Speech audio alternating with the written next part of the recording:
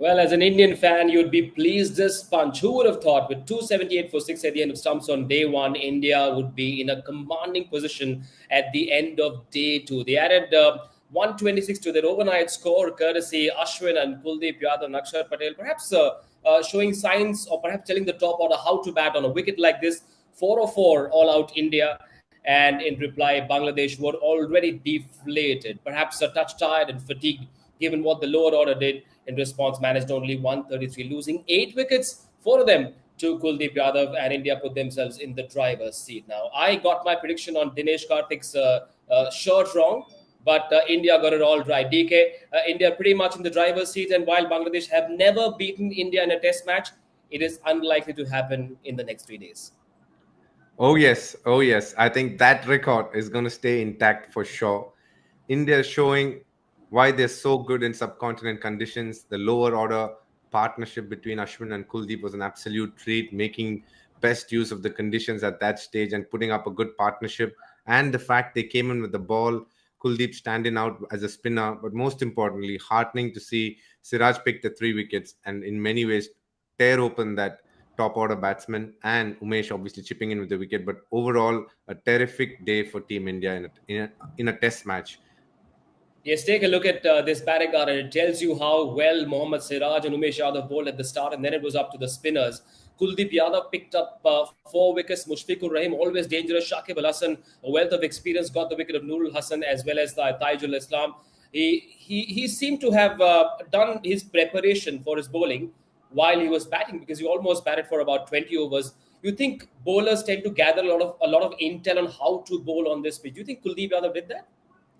Most definitely. I think when you spend time at the wicket, you generally figure out what the wicket is doing. Is it turning? Is it keeping low? Also, what ball do you find hard to face? And you try and replicate that while bowling and make it harder for the batsman. Kuldeep coming in, the key to his bowling was they weren't able to read which way it's going to turn. We could see the battle between Nurul and Kuldeep. He literally got him out twice, thrice in that spell. It was just a great challenge between ball and bat, especially a wrist spinner coming in and dominating a day's proceedings, is not something that's happened for some time now in Indian cricket, and this was very, very good to watch. Yes, and watching Kuldeep Yadav bowl was perhaps a delight for purists as well, those who love a test cricket, and how beautifully was Kuldeep bowling. You refer to how it's coming out nicely from his hand today. He got that lovely loop, that drift, that dip as well. It's a delight to watch when he finds that kind of rhythm. Absolutely. The key moment was for me was the second ball that he bowled to Shakib Al Hassan, somebody who is obviously a very good player of spin. He knows how to tackle a spinner, stepping out, but the ball just dipping a little bit in front and just getting enough turn for him to play the wrong shot. That was really good bowling. That ball would have given Kuldeep a lot of confidence, and that was the starting of his spell. And from there on, you could see a Kuldeep in full flow. Obviously, troubles good batters. You could see from the batsmen who came from thereafter really struggled to pick him and play him, and that was what was really heartening. It is something that's going to keep India in good stead, even when they travel abroad, but more so for the forthcoming series against Australia. He'll become a good weapon to have. Kuldeep Yadav's prowess with the bat as well, and he didn't look like a tail ender, especially the way he deployed that sweep shot. He looked like someone who knew what he was doing with the bat. It wasn't like a fluke innings, was it? He played 114 deliveries. That's saying quite a lot about how much he enjoys batting. When he was younger, he was obviously somebody who used to bat in the top order for Uttar Pradesh, and he fancies himself as a batter. What he lacks is actually a lot of power. That's why in white ball cricket, he's probably not as effective. But when it comes to red ball cricket, he has a very, very decent technique. He gets behind the line of the ball. And being a spinner, you generally are aware how to play spin pretty well. And in that case, you could see his use of reverse sweep and sweep was very good. It was proactive to a point, and that actually in many ways put the bowlers off. So it was a very good session of batting from India, where in many ways the lower order contributed in a very positive way, and we needed that at that stage. There's a massive difference between getting all out for 290 and reaching 404, because as an opponent, you're getting mentally prepared to bat. And when you see a Kuldeep Yadav walking in and you know there are 2 wickets to go thereafter, you're fancying yourself, you're mentally getting ready to bat. And when that doesn't happen at the speed that you require, it tends to put your plans a little bit on the back seat, and you could start thinking differently. And that's what happened. And you get tired a little more than what it would be when top order batsmen bat and get a partnership. And that's exactly what happened. And you could see when they came in, if you bowled a couple of good spells, things could happen. And that's exactly how it transpired. I've just heard a rumor from Chennai, from Tamil Nadu. I believe there is a group of passionate cricket fans who are going to file a public interest litigation saying, do not refer to Ravichandran Ashwin as a tail ender. He's a proper batsman. And I'm sure you won't disagree, seeing what he's done in this innings with the bat. 100%. I think he is a proper all rounder in Test cricket. And he's got runs in various conditions. He's got 5 Test 100s. And the fact that he's got runs in England and Australia, shows that he's a batsman of good skill. He's upped his batting in white ball cricket recently with those lusty hits that he's been practicing on. And you could see when he's come to the crease, he's very sure of himself. He knew what he had to do, taking on the spinners, hitting them down the ground. But after that, also working on his defense and making sure he's solid with defense, and then rotating strike, 120 balls to get whatever 50 he got. It was a really good stint of batting, as I said. And those kind of partnerships can really irritate you as an opponent. And that's exactly what happened to Bangladesh. Ravichandran Ashwin should definitely not be called a tail-ender. He is a proper all-rounder. He can definitely give you a lot with the bat.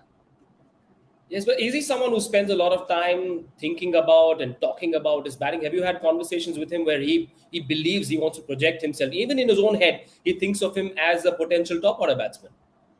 Oh, we've had numerous conversations about batting, about technical details, about power hitting, about various things. I remember in Ranji Trophy in a game in Dharamshala, we were playing, and it was a game where the ball was doing tremendously a lot. It was early Jan, and you know how Dharamshala can be really cold. It was about 6 degrees in the morning.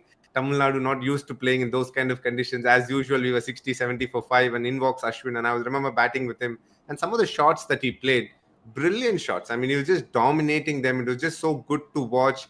And then I remember, I got out, but after that, he went on to get a lovely 100. I think the one thing about Ashwin's batting is if the ball comes on to him, he can play some lovely shots. He makes it look far easier than what it is. But that is the beauty of this inning. This wicket was nothing like that. The ball didn't come on to the bat. He had to really work for his runs. The spinners obviously were bowling in tandem and making it hard, but still he showed why he is so good. He is somebody who can be really reliable at that place, and just went on to milk the bowling, get the runs, and in many ways irritate the opponent. Irritating the opponent actually can come just with the way he is, in the sense that when he is around, he has that aura where you in many ways trying to get him out, and he always gives you answers. And that's even when he got out, he stepped out and he missed the ball, and the wicket keeper was waiting on him and just looked to put the bat back in. Small incidents that, like, he can get under the skin of you as an opponent, and that's one of the interesting facts about Ashwin. He plays a lot of gully cricket in Chennai. Even now, when he comes back, he enjoys doing that. You should see him actually in action doing all of that. It's a lot of fun to watch, just the language that he speaks and the way he goes about it. And he's literally, when it comes to cricket, he's, in many ways, I call him like a scientist. Like, he keeps discovering new things about him, be it bowling or batting. And that's always very nice about a cricketer. And that's why, with the talent that he's had, he's maximized it over a period of time.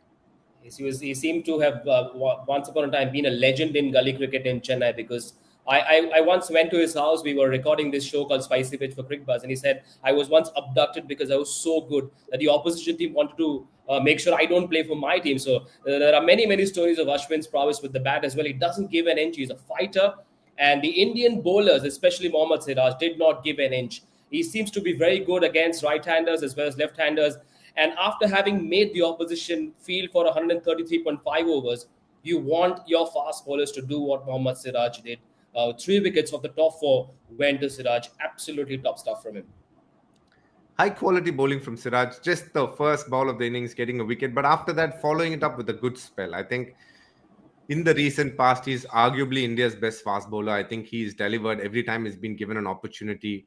Post IPL, he's been a different bowler. That's what happens when you go through tough times. It teaches you a lot, and that's what happened to Siraj. I think the IPL taught him a lot of things.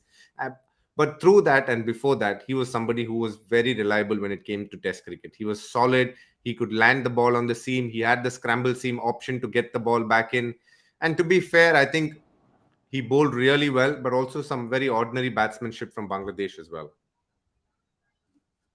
Have you seen Mohammad Siraj add to his armory? He's been considered someone who likes to use the scramble seam a lot. But have you seen him become a more thinking bowler? Clearly, he has the skill, he has the speed as well. But have you seen him add to his armory? I think of the three formats that is available, his strongest format in many ways is Test cricket. When he was playing for India A as well, he used to pick up wickets by the bunch and on flat wickets as well. And that's the credentials he got for him to get into the Test team. And from the time he's got an opportunity, he's not put a step back. I think he's been consistent. He's really done well over a period of time, and that has been really good to watch over a period of time. What I've really liked about him is his ability to get good batsmen out on flat wickets. And that requires a lot of skill. What is his major skill? Obviously, the backspin on the ball is really good. He has a high, good point of release. He lands, he has a lovely brace knee. He's got everything going for him as a fast bowler. When in his initial days, his strength, interestingly, was his bouncer. It was very sharp compared to his other balls. But now the fuller ball is effective as well. And that's what makes him really special. And the other ability that he has, he tends to get under the skin of the batsman. Ask Litan Das what happened to him today, because the delivery before which he got out, there was a bit of a chatter between Siraj and Litan, and the next delivery, he lost his focus and got out. I mean, he can perhaps blame it on the ball not bouncing enough, but Siraj did manage to make Litan Das lose his focus. I think those kind of gamesmanship is what we all want. I think we all enjoy seeing it. And it is important as a bowler for you to understand a batsman, his temperament. And if there is a way to rattle him, expose that, use that to your advantage. And Siraj is somebody who can chirp. He has the ability to obviously, come at you with aggression, not only just with the ball, but by his general body language and demeanor. So it was good to watch. And when you are able to get a dismissal like that after speaking to a batsman or creating some sort of doubts in his mind, it feels really good. And if it happens on a flat wicket, even better. And that's what you would expect. And it was good to see Siraj using all of his potential, not only his bowling skill, but also the skill that he's got in many ways to intimidate and irritate batsmen. And that is always good to see. That kind of frustration may not have set in if the Bangladesh bowlers had done a better job in the first session of day two. India 293 for 7, and they went on to score 404. Where did Bangladesh go wrong in that first session? Do you think they sort of became slightly complacent, hoping that the Indian lower order would get skittled out on its own automatically? Sometimes players can get into that zone. Is that where they went wrong? Could they have done something different in the first session today? I think for me, a key moment was I think Ibadat was in the middle of a good spell and he ended up getting Shreyas Iyer's wicket. But post that, he walked out, which says that there must have been some sort of a niggle or something. That was critical because it was when you've got a wicket and when you can see that momentum coming your way, you want to finish off the tail. And if you are the quickest bowler there, they've picked you because you have a good bouncer, you have the ability to pick wickets. That was a moment that they needed to cash in on. Yes, Mahmood came later. Post that, immediately the next over he came in, but he definitely isn't as quick or as threatening as what an Ibadat could have been to a Kuldeep Yadav. And that was a very critical juncture for me where he had to walk out because maybe of a niggle or maybe it was an injury that could get worse, whatever this case could be. But that was a critical moment at that point of time. And that didn't work well for Bangladesh. Whereas on the other side, it worked really well for India. They went on to have that lovely partnership. They're very comfortable with the spinners. And they literally, in many ways, have seal the test match for India with that partnership, because if you're going to get a big lead, which is very, very probable the way the test match is shaping up, a lot of credit to Kuldeep and Ashwin, the way they batted. Yes, lots of blue on that session graphic as well. But Shakib Al Hasan perhaps not being 100% with his bowling because of that injury to the rib, perhaps may have had an impact as well. You reckon Shakib's performances with the bat and ball are so crucial that there is a direct impact on how Bangladesh do, depending on what Shakib is doing on the field? 100%. I think he is their most talismanic, most trusted, most consistent cricketer in all three formats. And when he has a bad day, more often than not, you will see Bangladesh struggling.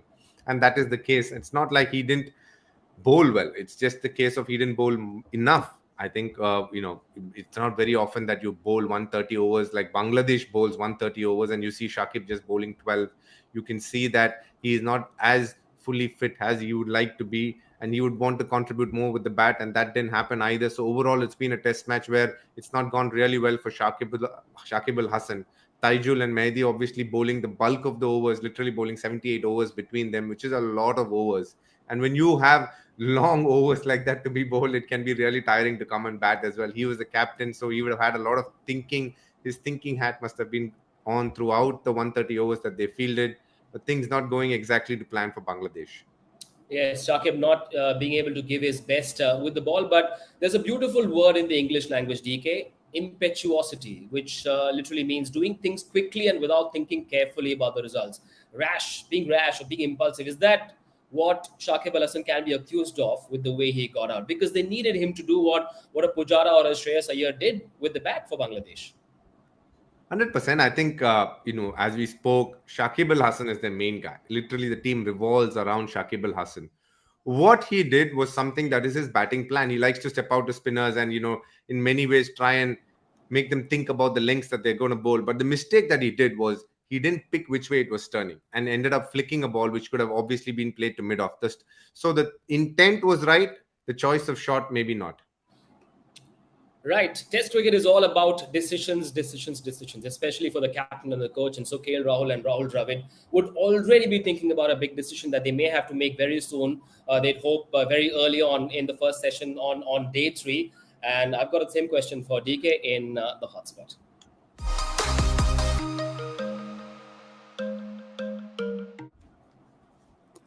Bangladesh 133 for 8, still far away from ensuring that they don't have to get followed on. But if they do get out soon, which is very likely, should India enforce the follow on? Because it might get trickier to bat on in the 4th innings for India. Yes, so how I would look at it is very simple. If they're bowling less than 60 overs, then they should definitely give them the follow on. In the morning, if they're going to go with medium pacers and they have bowled a spell and still wickets have not fallen, then it would make sense for them to bat again. But if they're starting with spinners, they bank on the spinners to get them the wickets. And if it does get done that way, then you have easily another 10-12 overs from the fast bowlers in the 3rd innings if Bangladesh is followed on. So for me, if they're going to start with medium pace and if wickets don't fall, then there is no point again bowling, because the fast bowlers couldn't obviously come back to bowl again. Because even though the wicket is flat, I think our fast bowlers have been really effective to the top order batsmen. So for me, it's very simple. Less than 60 overs, declare, rather follow on. If not, just have a bat. There's a lot of time in the game. With every passing day, the wicket is just going to get harder to bat on. Maybe a little slower, but for the moment, definitely harder. So I would say, keep it simple. Less than 60, go for a follow on. Otherwise, bat and get some runs. And in many ways, we can finish it on the 4th day as well. Given the nature of the pitch and the fact that they are 8 down now, DK, tomorrow, first at the start, the opening spell, pace from one end, spin from the other, say Siraj and Kuldeep, or would you do something else? I would actually do Siraj and Kuldeep because they have been the 2 best bowlers for the day. And I think Siraj can definitely trouble an Ibadat Hussain. And we got to be wary of that as well, because if that spell should be short, it should be 3 to 4 overs. And then you hope within the first 8 overs, you get 2 wickets. And that will make things easy, because if you over bowl him, then you might not have the same effective Siraj throughout the day. So that's how I would look at it. Right. India must not get too far ahead of themselves, but we can afford to, since we're only chatting here on Cricbuzz Chatter. And so it's time now for Fast Forward with DK.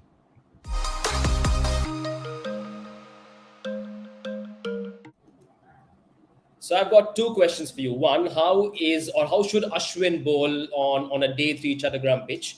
And what's the best case scenario for both India and Bangladesh on day 3? Well, Ashwin actually has bowled quite a bit, in the sense that he's bowled close to 10 overs and he has got his rhythm. You can see the ball is coming out nicely from his hand.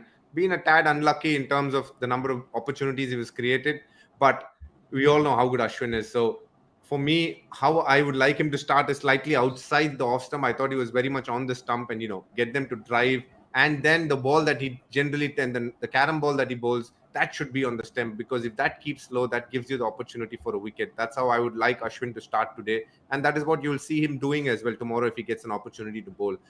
Best case scenario for India, get them all out within the first 8 overs and then follow on. And hopefully we can get them all out day after, by tomorrow evening itself. So that should be the best case scenario for India. For Bangladesh. Go on.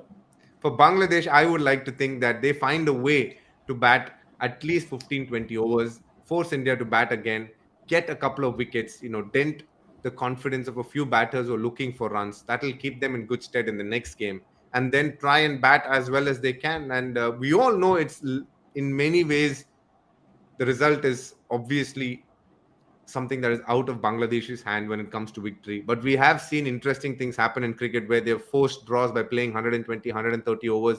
If they can do that, great. If not, at least get a good total, so that'll give you a good confidence going into the second test match. Yes, Bangladesh in response to India's 404 at 133 for 8 and staring down the barrel at this stage. A big loss is looming large over Bangladesh. DK spoke about the best case scenarios for India and Bangladesh. Guess what the best case scenario for you guys could be? Cricbuzz Plus. That's what you guys need to sign up for exclusive interviews and features. And you can also watch match clips of this India-Bangladesh series on Cricbuzz Plus. There's something else that you need to do. In case you can't watch the live action tomorrow, do join DK and I, Manish Batavia, on Cricbuzz Chatter at the end of day 3. Will we be talking about an India win? Who knows? See you tomorrow.